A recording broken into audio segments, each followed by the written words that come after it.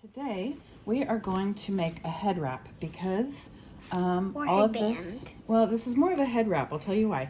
It's like a headband, and it's based on a headband pattern that I've made before for Eleanor. And that one was a turban style that had sort of a twisty, cute little thing at the top. Actually, that was this style. And I'll link that tutorial because that one is a tutorial that I followed myself.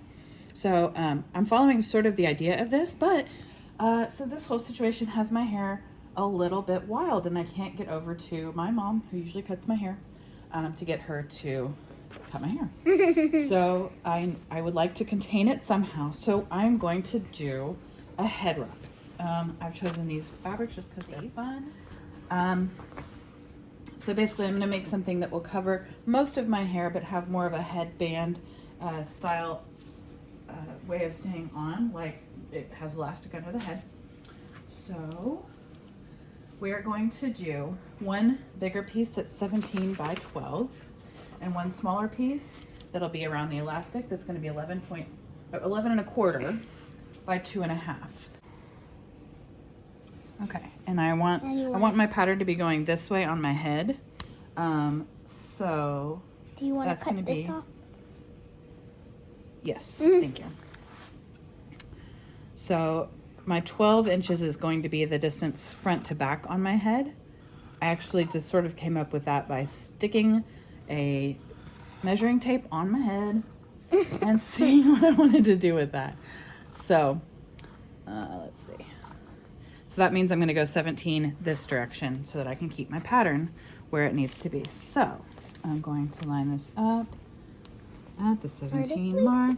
Or horizontally? Scoot this over a little bit. Sorry, my thing is very crowded. We've got a certain 8th birthday coming up here, and I've been using this as my wrapping paper table as well. All right, 17. So I'm gonna do my little snippety snip right there. And actually, this is a fun thing that Steven loves. I'm gonna snip it, move it up, and rip it. And then that's my 17 direction. Then I've got my 12. So I'm gonna line that up again. Sorry, I'm kind of bumping into my camera person here. I'm gonna line it up right here. I love this for rectangles. It makes things so easy. I'm gonna snip it at my 0 mark and rip it. So that's my 17 by 12. Have I got enough going this way to be, oh, perfect.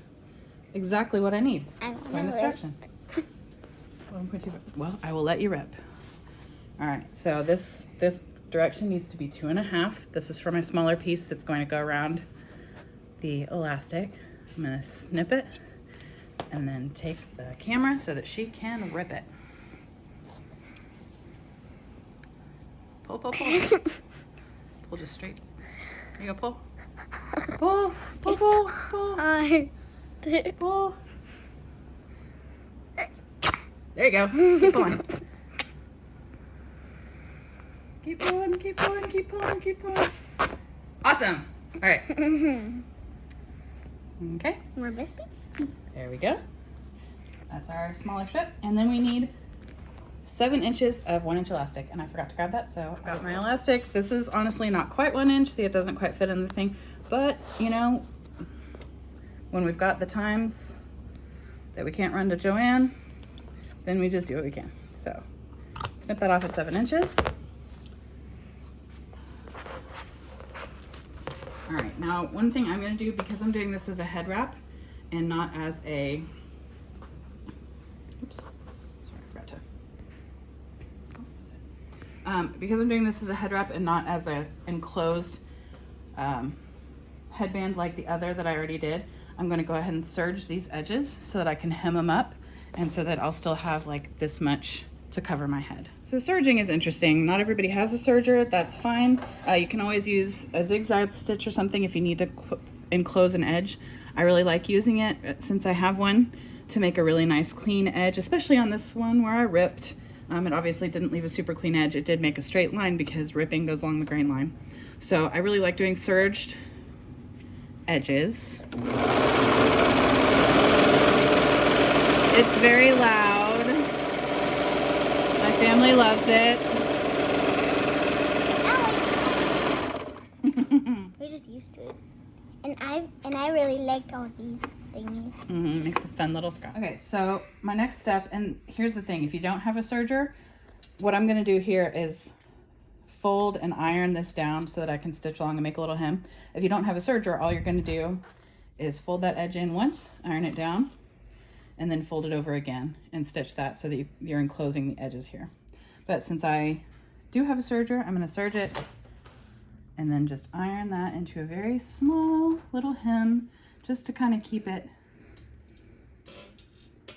edges neat, keep them looking neat. I'm gonna go ahead and use my opportunity to go ahead and iron out the rest. I used to have a great little head wrap that my mom brought me from Honduras or Guatemala that has moved with me to every place we've ever lived, and I love it. And of course, now that my hair is just in desperate need of something to contain it because it's too short for ponytails, I can't find the darn thing. So we'll just make do and make a new one. What I'm gonna do next, I've left my bigger piece on the ironing board for right now. I'm gonna go ahead and take the smaller piece. I'm not worrying about the edges because they're all gonna be enclosed. What I am gonna do is I'm gonna fold it in half lengthwise.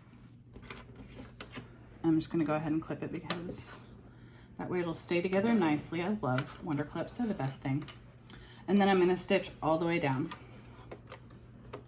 I'm gonna use like a quarter, somewhere about a quarter inch seam. You could probably do a little bit bigger seam if you wanted to. You just wanna make sure that your elastic will fit through this tube once it is made into a tube.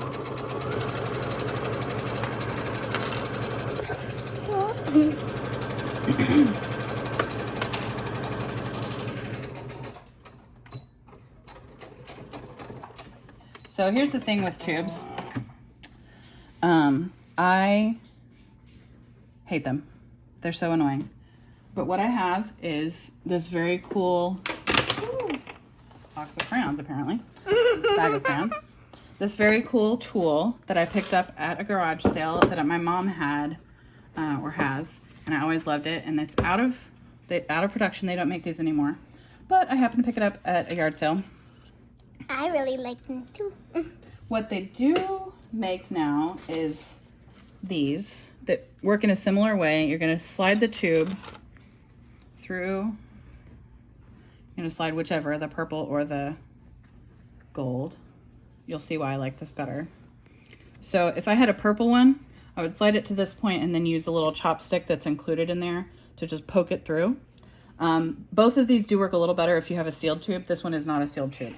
But what I do with this one has a nice little stopper that keeps you from going all the way down and losing your space. And then it has this pokey, twisty end. I love this thing. It's really fun. I've done it before. It is really fun. I'm going to poke it right through my fabric right there and twist it around until it grabs it. It's not as happy with this since it's not closed, but that's fine. Okay, so I've grabbed it and I've got an It's amazing. Outside out tube. Outside out. It's not inside out, it's outside out. All right, Outside so I'm gonna put those away. And we're gonna run through, put them away properly.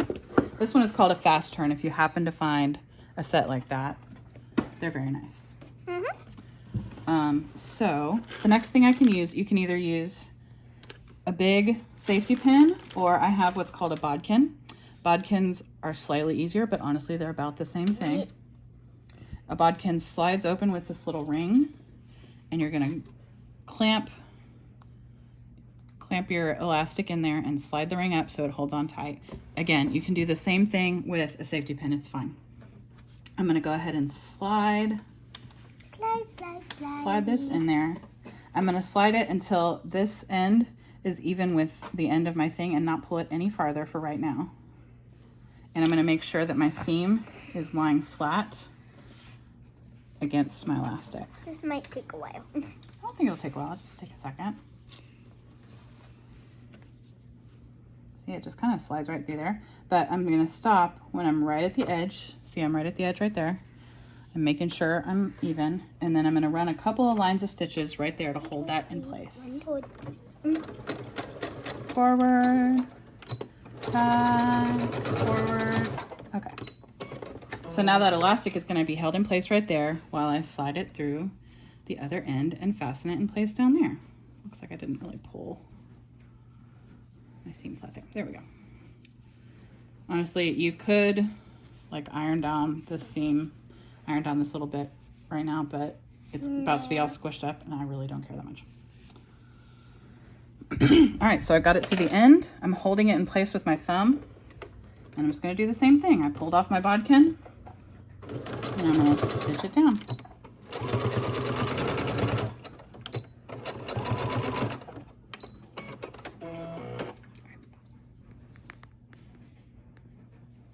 Okay, so I'm stealing this little technique kind of from that other tutorial that I'm linking, but I'm doing it slightly differently because I want this to spread out and because I'm not doing it as a turban.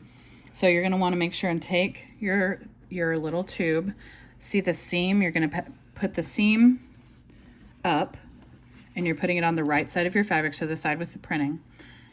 You want to put it about halfway along your center of your unhemmed side. So I'm just kind of, I'm not being real exacting about this. I'm going to kind of fold this to the same width as my little elastic piece and back and forward. And back. And back. Gives me enough space for all that. And then I'm going to take the other side and I'm going to fold it over and back and over and back. So what that's going to do, I'll just sew it up real quick and show you. I'm going to just sew right across here. I've done that before. Yeah, I'm going to sew right across here with a 1/2 inch seam because that'll enclose anything that I've previously done. So we'll go ahead and do that. It's a little bit, might be a little bit tough because it's really thick at this point. But if you make sure that you've got enough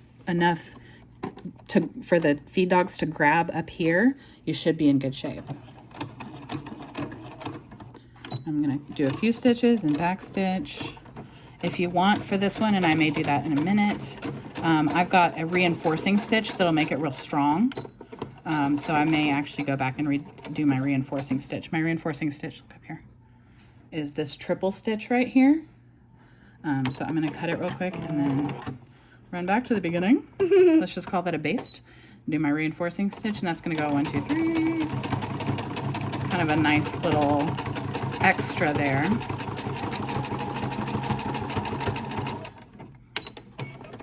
And that'll make it so I'm not going to pull it out with my head. I can also serge this. It's all going to be enclosed, so I'm not that worried about it, but I'm just going to trim off some of those little wispies. Okay, so if you'll see this, once I pull it out, it's going to be nice and enclosed. And the top is going to look just like it should with no seam. You can ask a child to fold it. You can ask a child to fold it. Lots of children have done it when they make fans. That's true. It's kind of like a fan fold, isn't it? So we'll do the exact same thing on this other side. Once we pull it out, we're going to bring it over, put it right in the middle, and make sure that our seam side of our elastic is up so that it makes the right shape. So I did the exact same thing on the other side. Just Eleanor folded it in for me. And we're going to pull that out. And it's a pretty headband. And it's a pretty headband that's going to stretch out to contain all of my hair while we're stuck in the house with no haircuts.